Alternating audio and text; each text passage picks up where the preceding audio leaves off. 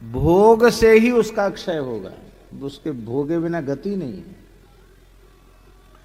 उस प्रारब्ध का भी क्षय सेवक का हो जाता है, सेवक के प्रारब्ध का भी नाश हो जाता है।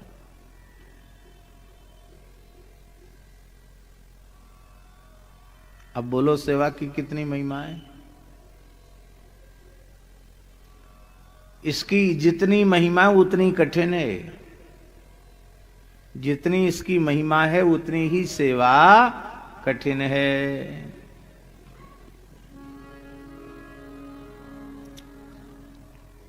इसमें स्वसुख की कामना का सर्वथा त्याग, सेव्य के सुख का निरंतर विचार और प्रयास प्रयत्न।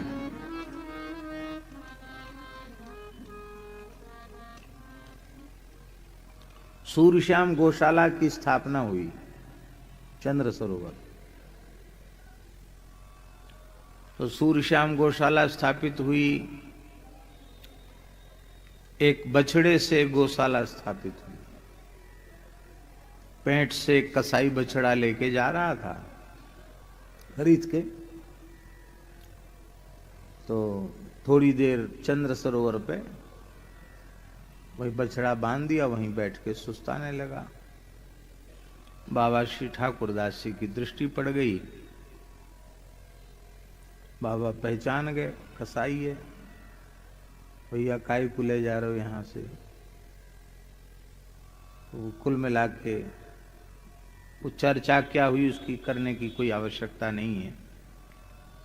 उस कसाई ने कहा बाबा हमारो कहा दोष है, हम तो हमहू ब्रजवासी हैं, बेच व्यवहारे हिंदू, और जिनकी जमीन में पैठ लग रही वे हिंदू, और हमारो तो पैतृक धंधो है। आप लोग बंद कर दो बेचे वो, तो हम काय को खरीदेंगे। पर बाबा ने किसी व्यक्ति को कहकर ज्यादा राशि देकर बछड़े को ले लिया और वहीं से गौ सेवा शुरू हो गई। फिर गौशाला की स्थापना हो गई। पूज्य सदगुरुदेव श्री भक्तमाली जी उसके संस्थापक अध्यक्ष हुए, महाराज जी ने स्थापित कर दी। तो जब गौशाला स्थापित हो गई महाराज जी, तो बाबा श्री ठाकुरदास जी पंडित जी के पास गए, लक्ष्मी नारायण मंदिर, और कहा कि जय जय, महाराज जी के द्वारा गौशाला की स्थापना हो गई, ब्रजवासी ही गौशाला के सेवक हैं, तो आप कोई एक वाक्य दे दो गौशाला के लिए, गौ सेवा का कोई एक वाक्य दे दो। पंडित जी से कहा बाबा ने। तो पंडित जी ने स्लेट पे लिखा, ये दुख ना पावें, इनके सुख को विचार निरंतर बन्यो रहे। अब देखो एक वाक्य में सब कुछ, ये दुख ना पावें, हो गई गो सेवा। इनके सुख को विचार निरंतर बन्यो रहे।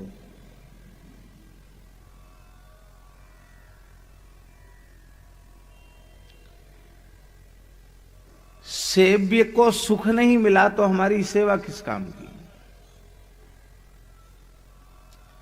तो संचित क्रिय प्रारब्ध कर्म सबे जाए मुझी, सब कर्म नष्ट हो जाते हैं। और सेवक को एक निश्चय करना पड़ता है, संचित क्रिय प्रारब्ध कर्म सबे जाए मुचि, भगवत रसिक अनन्य, भगवत रसिक अनन्य, क्रिया त्यागे अपनी रुचि।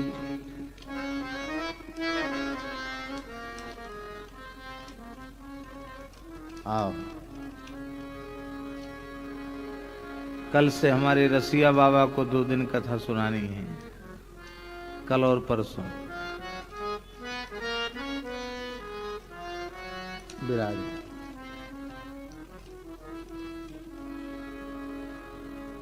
जय जय श्री राधे।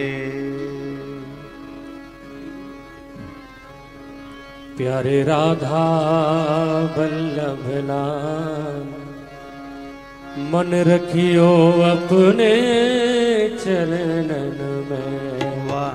प्यारे राधा वल्लभ लाल, मन रखियो अपने चरणन में। मन रखियो श्री वृंदावन में, मन रखियो श्री वृंदावन में। प्यारे राधा वल्लभ लाल, मन रखियो अपने चरणन, मन रखियो अपने चरणन। भगवत रसिक अनन्य, क्रिया त्यागे अपनी रुचि। ये सबसे ऊंची बात है। भगवत रसिक अनन्य, सेवक का धर्म क्या है? क्रिया त्यागे अपनी रुचि। अपनी रुचि से कोई भी क्रिया करना छोड़ दे, सेव्य की रुचि का ही निरंतर विचार रखे, अपनी रुचि का त्याग कर दे। ये नहीं हो पाता। हो पाता?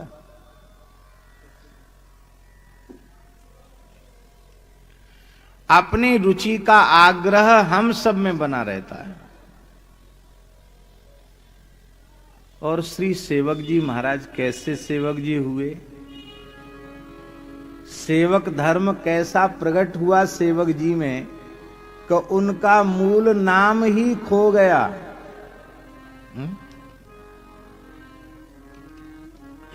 कितने लोगों को ज्ञात है कि श्री दामोदर दास जी उनका नाम है?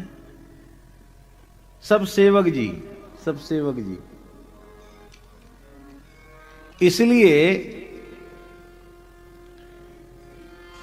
इसीलिए श्री भगवंत मुदित जी ने कहा, सेवक सम सेवक नहीं, धर्मिन माझि प्रधान। श्री हरिवंश के नाम गुण बानी सर्व सुजान। इस प्रकार से सेवक धर्म का निर्वाह करने वाला सेवक जी के जैसा दूसरा कोई उदाहरण इतिहास में दिखाई नहीं पड़ता। जितने भी हितधर्मी हैं उनमें ये प्रधान हितधर्मी हुए। और श्री हरिवंश नाम और उनकी वाणी, इन दोनों को आपने अपने प्राणों से भी अधिक प्रिय माना और केवल हरिवंश नाम के बल से ही सब कुछ प्राप्त कर लिया, सब कुछ प्राप्त कर लिया।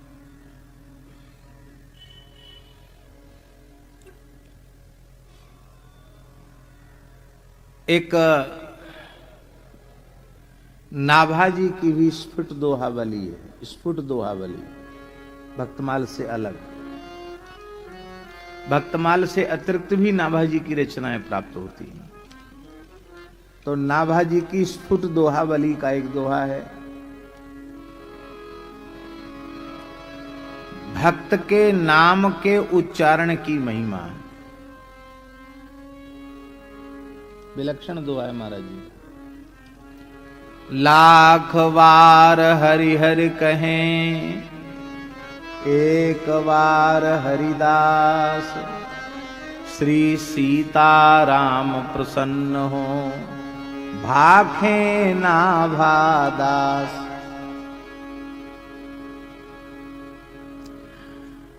क्योंकि सातम सम मोहि मय जग देखा, मोते अधिक संत करी लेखा। यद्यपि बहुत ध्यान से सुने, हमारी बात को अन्यथा नहीं लेना, उसकी गंभीरता को समझेंगे तो सब बात आएगी ध्यान में। भक्त, सिद्ध, रसिक, संत, साधु, महात्मा, मुक्तात्मा, ये केवल भाषा का भेद है। गुरु सद्गुरु वस्तुतः वह एक ही तत्व के निर्देशक हैं। आप अपनी भाषा में कुछ भी कहो, क्या अभक्त गुरु होगा? अभक्त तो गुरु नहीं होगा। इसलिए भक्त भक्ति भगवंत गुरु चतुर नाम बपू, एक इनके पद वंदन किए नासे विघ्न रे। तो गुरु तत्व जो है, आचार्य तत्व जो है, वो भी भक्त तत्व ही है। पर उस आचार्य तत्व गुरु तत्व को सुमेरु माना गया। क्या माना गया? सुमेरु। अब सुमेरु भी दाना ही है। ये सुमेरु जो है ये भी एक दाना ही है कि नहीं? मन का ही तो है। पर सारे दाने ऐसे लांग के जाए जाएंगे,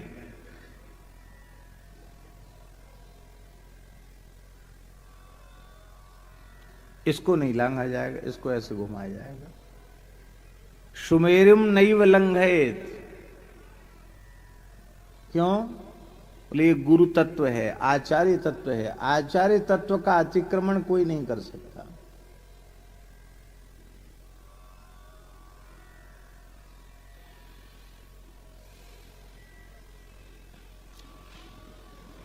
ऐसा समझ लो कि ये भक्तमाल का मंगलाचरण है। यही भक्तमाल का मंगलाचरण है। भक्त, ये सब भक्त हैं। भक्ति सूत्र धागा, भक्ति सूत्रोपनद्धा, भक्ति धागा हो गए। भक्त भक्ति भगवंत सबके ऊपर ये विराजमान है। फुंदना, ये हो गए भगवंत। अब ये तो एक रंग का बनाया, रंग बिरंगा फुंदना बनाते हैं। विविध ठाकुर जी के स्वरूप, ये फुंदना हो गया भगवंत। और गुरु कौन है? ये गुरु। ये सुमेरु जो है वो गुरु है। भक्त भक्ति भगवंत और गुरु, तो ये सारे जितने जो मनिका हैं, दाने हैं, इनमें सूत्र एक ओर से है। और इस बीच वाले सुमेरु में इधर वाला छोर भी ऊपर निकला है, इधर वाला छोर भी ऊपर निकला है। द्विगुणित सूत्र है। इसका मतलब है भक्तों में सब में भक्ति सूत्र विद्यमान है, पर इस सुमेरु में वो सूत्र दुगने रूप में विद्यमान है। तो द्विगुणित भक्ति जिसमें है वो गुरु है, वो आचार्य है। इस भाव से मानना।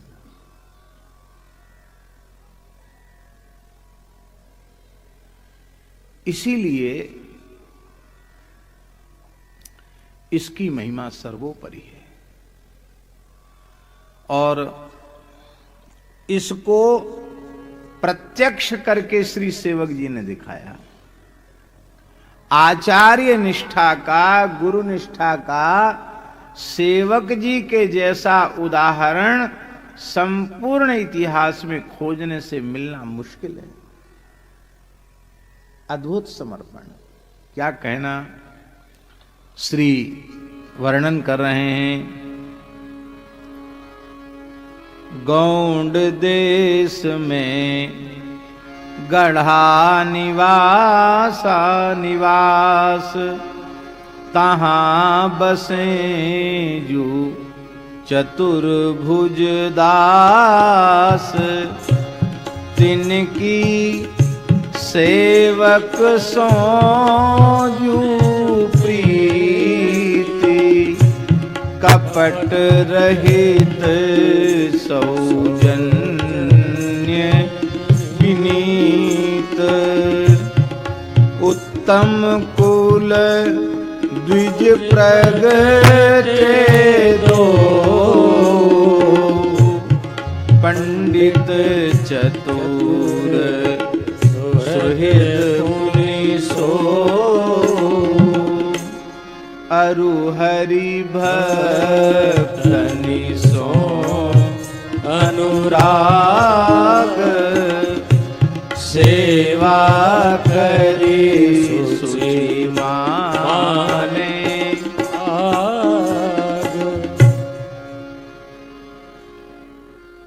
ये गोंडवाना जो जबलपुर का क्षेत्र है, इसी को गोंडवाना कहते हैं। इसी क्षेत्र में गढ़ा एक गांव है, उस गांव में आपका जन्म हुआ। हम दर्शन करके आए हैं उस स्थल का। क्या पचमढ़ी कहते हैं, क्या कहते हैं? पचमठा कहते हैं। बड़ा सुंदर स्थल है जहां श्री सेवक जी का ये स्थल है। तो वहां श्री चतुर्भुज दास जी महाराज वहां निवास करते थे और श्री चतुर्भुज दास जी की और सेवक जी की परस्पर घनिष्ठ प्रीति थी, निश्चल निष्कपट प्रीति थी, परस्पर एक दूसरे का भारी सौहार्द था और एक दूसरे के प्रति बहुत अधिक विनम्र व्यवहार था, अहम शून्य व्यवहार था।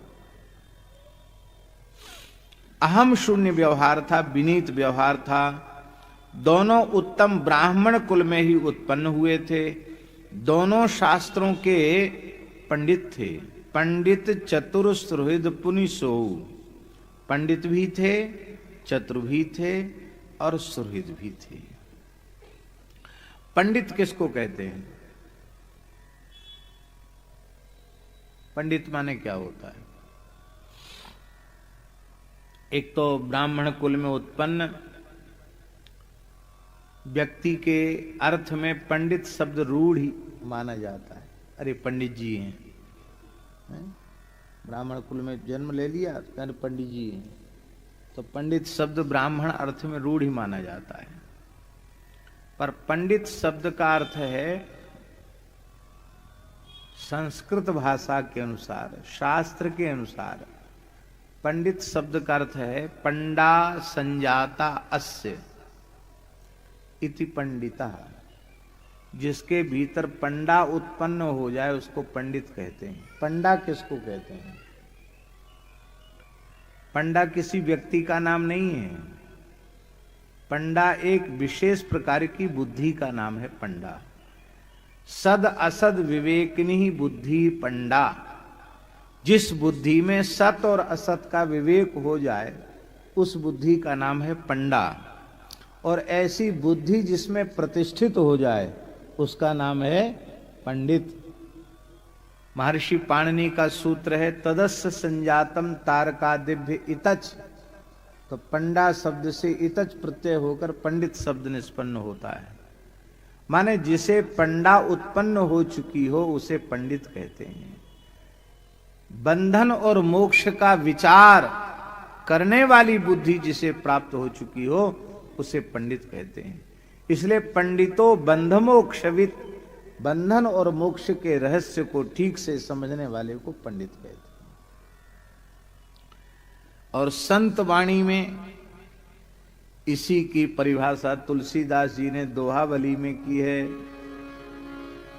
काम क्रोध मद लोभ की जौलो मन में खान, तौनो तौलो पंडित मूर्ख तुलसी एक समान।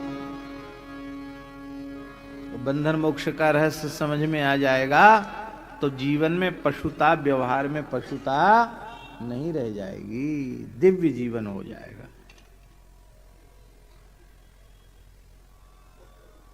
कबीरदास जी कहते हैं कि ढाई आखर प्रेम का पढ़े सो पंडित होए, पोथी पढ़ पढ़ जगमुआ, पंडित भयानक कोई, ढाई आखर प्रेम का पढ़े सो पंडित होए।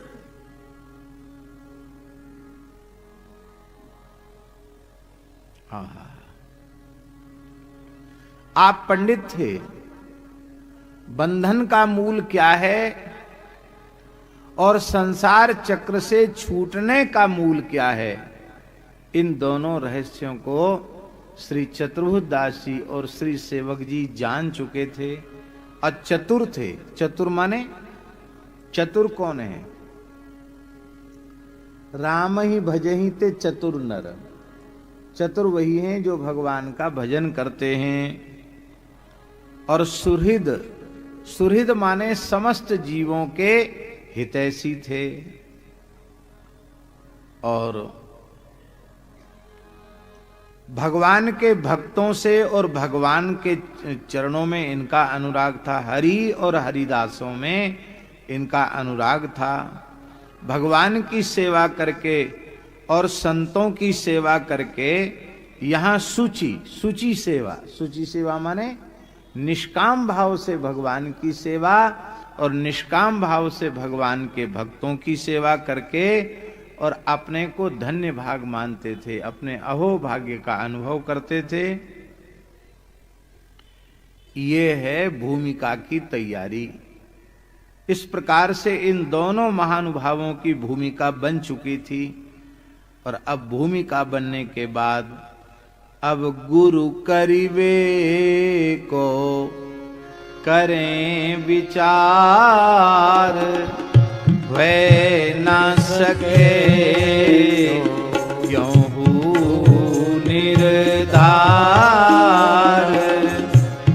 एक दिन रसिक उपासक आए, दिन सो मिले परम सुख पाए। निशि बस उनकी नो प्रभु गान, तामे जुगल हे प्रधान।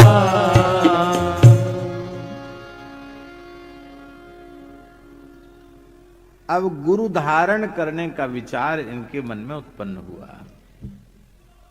गुरु धारण करने का विचार, देखिए गुरु धारण करने का विचार कभी किसी पे थोपना नहीं चाहिए कि तुम गुरु बना लो। अब रे उसके मन में भाव जगेगा तो अपने आप वो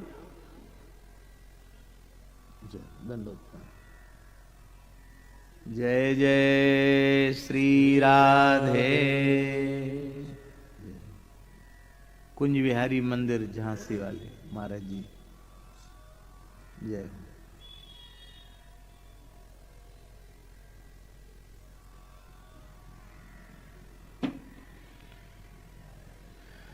विराज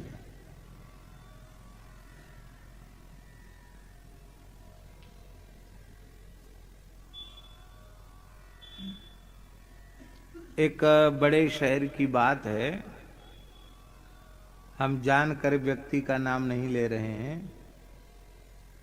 उनके घर में रमण रेती वाले महाराज जी रुके, उनके बड़े आग्रह पर, विशेष आग्रह पर। तो उन्होंने कहा कि हमारे पोते पोतियों को सबको आप दीक्षा दे दो। अब पूरी तैयारी हमने कर ली है पूजा पत्री की, बड़े लोग थे, इनको दीक्षा दे दो। महाराज ने कहा बिल्कुल नहीं देंगे। कहा क्यों? दीक्षा तुमको लेनी कि उनको पोता पोतियों को लेनी, किसको लेनी है?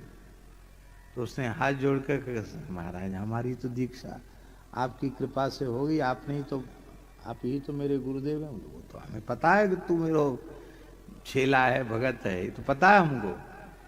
लेकिन दीक्षा जिनकी होनी है उनके मन में तो दीक्षा की व्याकुलता उत्पन्न होनी चाहिए।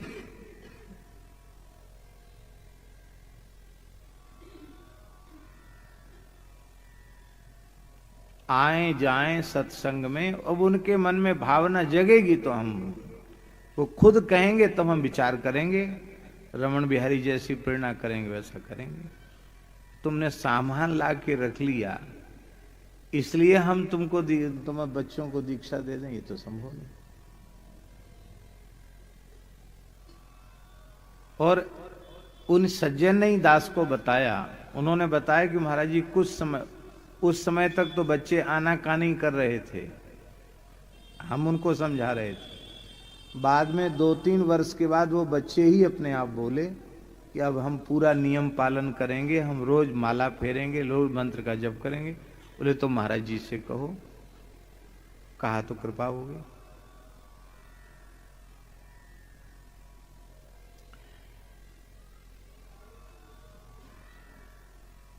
यह महाराज जी गुरुकरण एक इतना गंभीर विषय है कि इसमें बहुत हड़बड़ी नहीं करनी चाहिए। इस चरित्र भक्तमाल में तमाम चरित्रों को देखने से पता चलता है, गुरु करिवे को करें विचार, हुए न सके क्यों हूं निर्धार। विचार कर रहे हैं कि किन सदगुरु भगवान का चरणाश्रय ग्रहण किया जाए, लेकिन अभी निश्चय पर पहुंचे नहीं।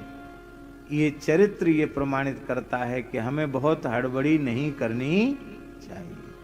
हमारे पूज्य गुरुदेव भक्तमाली जी कहते थे, महाराज जी कहते थे, समर्थ से समर्थ महापुरुष का चरणाश्रय प्राप्त हो गया, किंतु जैसी श्रद्धा आचार्य तत्व गुरु तत्व के प्रति शिष्य के भीतर होनी चाहिए, वैसी श्रद्धा यदि उस शिष्य में नहीं है तो समर्थ से समर्थ आचार्य गुरु भी उसका कल्याण नहीं कर सकता, उसको कोई लाभ नहीं मिलेगा।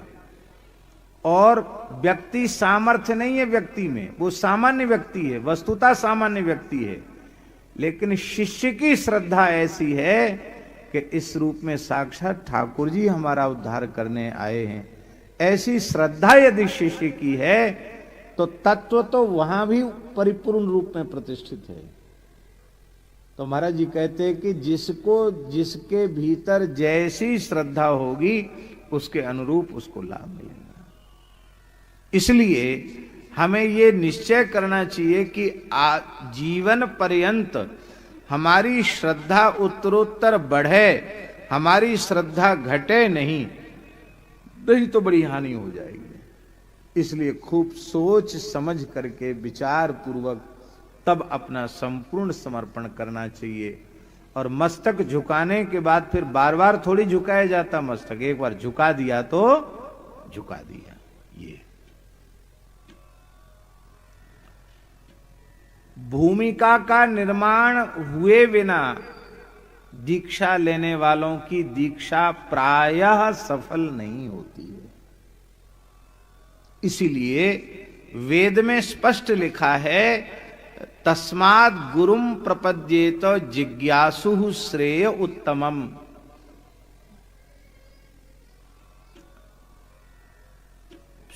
उत्तम श्रेय का जिज्ञासु गुरु की शरण में जाए। तद विज्ञानार्थम, वेद में लिखा, तद विज्ञानार्थम स गुरुमेवाभिगच्छेत समित पाणि श्रोत्रियम ब्रह्मनिष्ठम। भगवत तत्व के अप्रोक्ष ज्ञान का संकल्प लेकर के गुरु की शरण में जाए, श्रोत्रिय ब्रह्मनिष्ठ गुरु की शरण में जाए।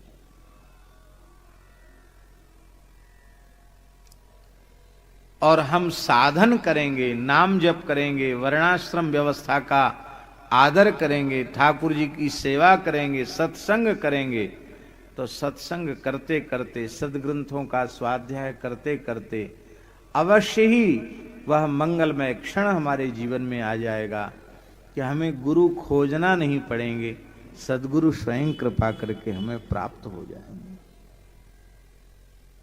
हा हा हा।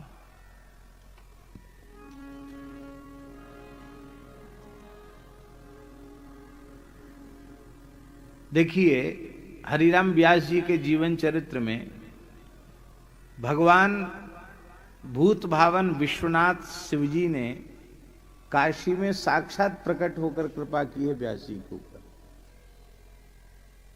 शास्त्रार्थ करने गए थे काशी व्यास जी, और भोले बाबा एक वृद्ध संत के रूप में पधारे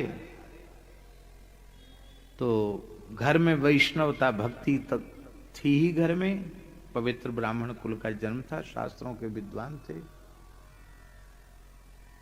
तो व्यास जी ने देखा वृद्ध संत आए हैं तो चरणों में प्रणाम किया। महाराज पधारो, हमारे लायक कोई सेवा हो, आज्ञा हो बताइए। हाँ, हमने सुनी आप बड़े भारी पंडित हो, पूरी काशी में तहलका मच रहा है, आपके नाम का डंका बज रहा है, बड़े भारी पंडित हैं, विद्वान हैं, साथ साथ महारथी हैं। हम तो ऐसे ही हैं, काशी वास करते हैं, पढ़े लिखे तो हैं नहीं, ऐसे ही राम राम करते हैं। शंकर जी झूठ नहीं बोलते, सही बोल रहे हैं। कहाँ पढ़े, किस स्कूल में पढ़ने के विश्वनाथ जी? बोले काली राम राम करते हैं और हम कुछ पढ़े लिखे नहीं। हाँ महाराज पूछो। तो उन्होंने कहा विद्या का फल क्या है? तो उन्होंने कहा विवेक की प्राप्ति। तो विवेक का स्वरूप क्या है? बोले सत असत का बुद्धि में ठीक से निर्णय हो जाना, असत का परित्याग कर देना, सत में प्रतिष्ठित हो जाना, यही विवेक है। अच्छा, सत असत क्या है बताया, ये सत है या असत है? अच्छा ठीक है।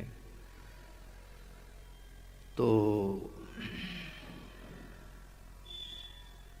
आप तो बहुत बड़े विद्वान हैं, क्या आप असत का परित्याग कर चुके हैं?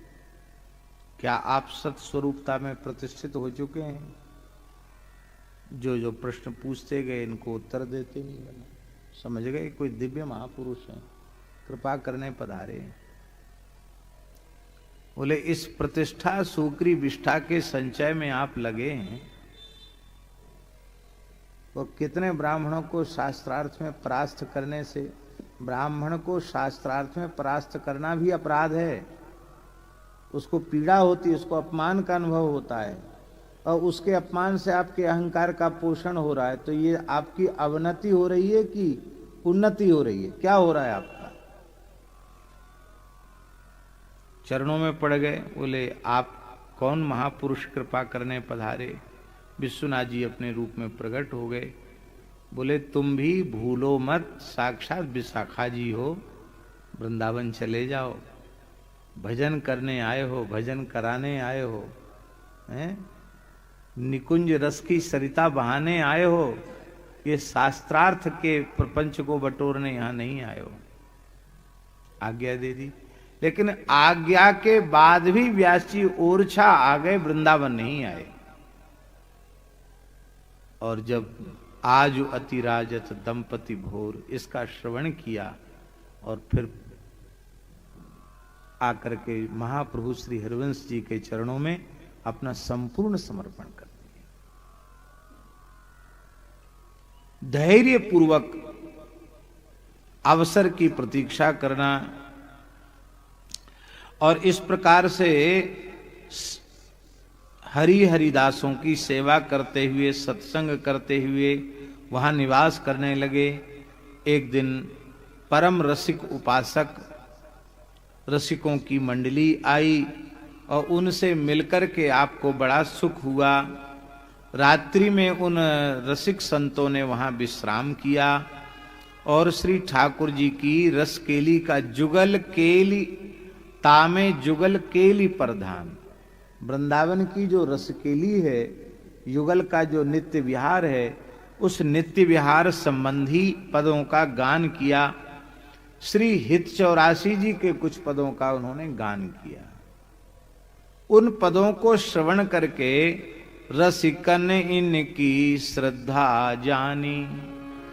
अब देखो जन्मांतरीय संस्कार, जन्मांतरीय साधन का संस्कार जो होता है, उसके अनुरूप ये भी पहले से सुनिश्चित होता है कि किसका संपूर्ण समर्पण कहां होगा।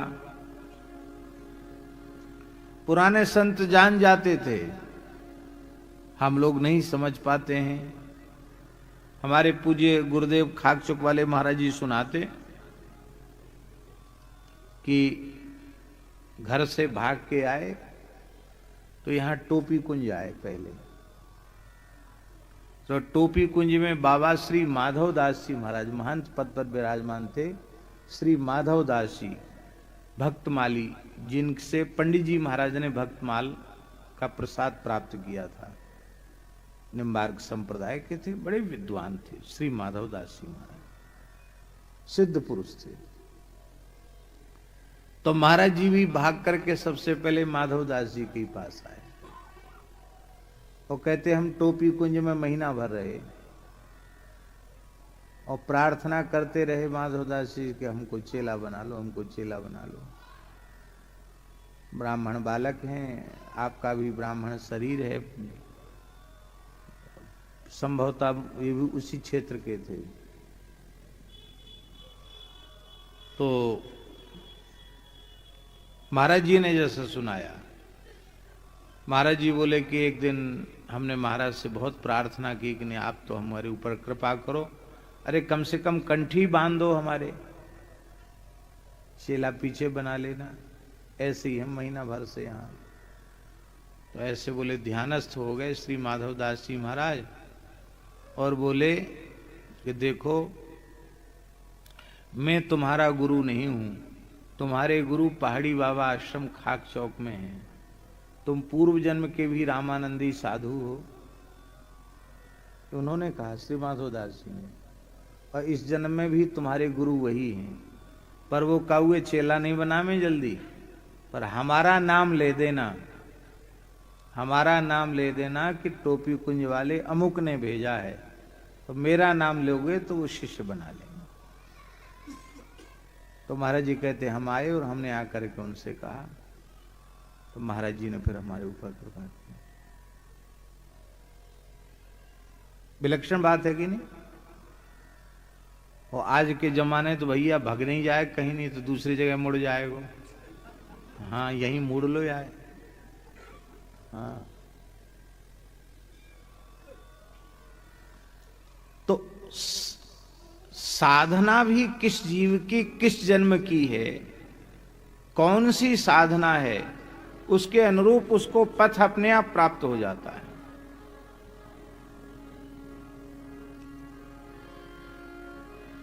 अब इसको तो श्री जी जाने। आपकी जन्मांतरीय कोई साधना न होती तो फिर ऐसा जीवन में क्यों होता कि अमुक महापुरुष को देखते ही पूरा समर्पण हो गया? ऐसा कैसे होता? इसका मतलब है कि पूर्व का कोई न कोई संस्कार उन महापुरुष से जुड़ा हुआ है, उस परंपरा से कोई न कोई संस्कार आपका जुड़ा हुआ है। तो इनकी उस पदगान श्रवण में, समाज श्रवण में श्रद्धा देख करके उन संतों ने पूछा कि पूछी शिष्य कहाँ के माने। आप लोगों का इतना अनुराग है वृंदावन की रसमयी लीलाओं के श्रवण में, युगल के नित्य विहार की लीला के श्रवण में इतना अनुराग है, तो आप कहाँ के शिष्य हैं? और आप बताओ आपके गुरु कौन हैं? तब आप दोनों ने कहा कि अभी तो हम विचार ही कर रहे हैं कि किन समर्थ परम रसिक सदगुरु का आश्रय हम लें। अब वही विचारत करत हैं वही, तुम जो बतावहु सो गुरु सही। आप बताओ कौन गुरु है, आप कृपा करके बताओ। तब उन संतों ने कहा वृंदावन में श्री हरिवंश, वृंदावन में श्री हरिवंश, ते अब ही सब रसिक प्रसन्न,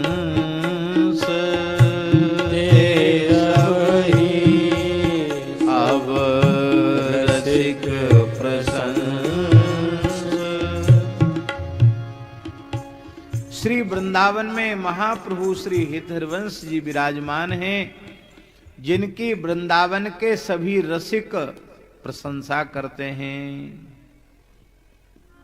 कैसी अद्भुत उनकी रहनी है, कैसी उनकी अद्भुत रसरीति है।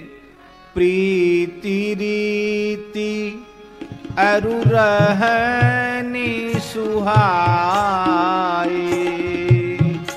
प्रीति रीति अरु रहनी सुहाई। जगत क्रियाते पृथक बताई। जगत क्रिया पृथक बताए। सुनि सुनि दो जन दृढ़ व्रत धर्यो। श्री हरिवंश चरण चित हर्यो। प्रीति, उनकी निष्काम सहज प्रीति और उनकी विलक्षण जो रस रीति है और उनकी जो रहनी है, जो लोक वेद से न्यारी उनकी जो रहनी है और उनकी जो क्रिया है वो जगत के व्यवहार से सर्वथा अलग ही है। जब श्रीमन महाप्रभु जी का चरित्र सुनाया, उनकी महिमा सुनाई, तब इन दोनों ने निश्चय कर लिया, प्रतिज्ञा कर ली कि अब हमने अपना संपूर्ण चित्त श्री हरिवंश चरण कमल में समर्पित कर दिया। पूरी तरह अभी दर्शन नहीं किया, केवल श्रवण किया है। जैसे रुक्मणी जी ने श्रुत्वा गुणान भुवन सुंदर शृण्वतान्ते निर्विश्य कर्ण विवरी हर तुंग तापम, ऐसी श्रवण करके संपूर्ण समर्पण कर दिया। और ये भी जब उन्होंने सुना उन संतों से कि नवल संग करी पहुँचे व्यास, सोई सुनी आयो विश्वास। इतने बड़े विद्वान श्री हरि राम जी शुक्ल, व्यास नहीं थे ये, पंडित श्री हरि राम जी शुक्ल। अब पिताजी का नाम पंडित श्री सुमोखन शुक्ल था, तो पुत्र का नाम भी तो हरिराम शुक्ल ही होगा। व्यास कहां से हो गए? ध्यान में ही बात, शुक्ल से व्यास कैसे हो गए? काशी के विद्वानों ने व्यास उपाधि से अलंकृत किया था व्यास जी को, कि या तो कृष्ण द्वैपायन भगवान वेद व्यास 6 अंगों के सहित संपूर्ण वेद इतिहास पुराण के इतने बड़े पंडित हो सकते हैं, या इस समय में हरिराम जी इतने बड़े विद्वान थे।